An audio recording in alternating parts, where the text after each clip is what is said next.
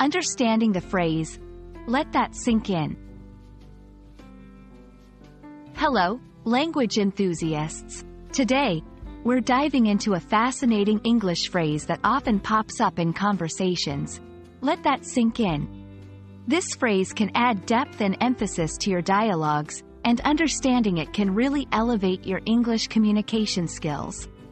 So, let's get started and let the learning sink in. Let that sink in is a phrase used to emphasize that the information just given is significant, surprising, or worthy of careful consideration. It's like saying, pause and think deeply about this. The speaker is inviting the listener to take a moment and fully comprehend the weight or importance of what was just said. This phrase is versatile and can be used in various contexts. Here are a few. 1. During a revelation or surprise, when you share something unexpected and want the listener to grasp its impact fully. Example, he donated half of his fortune to charity.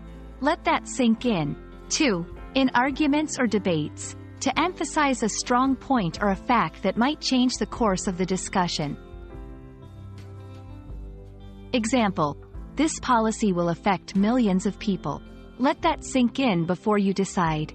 3. In emotional or serious conversations, when you want the listener to understand and empathize with the gravity of the situation.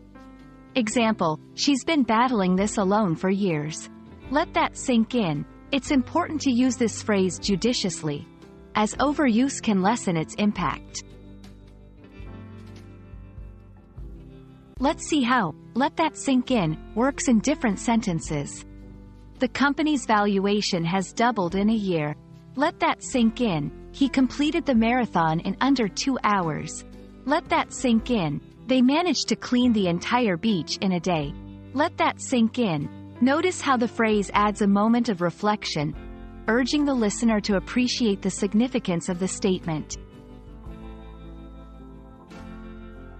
While "let that sink in" is a powerful phrase, be mindful of the cultural context. In some situations, it might come off as condescending or overly dramatic. It's best used when you're fairly certain that the information is indeed impactful or surprising to the listener. Also, avoid using it in casual or trivial situations.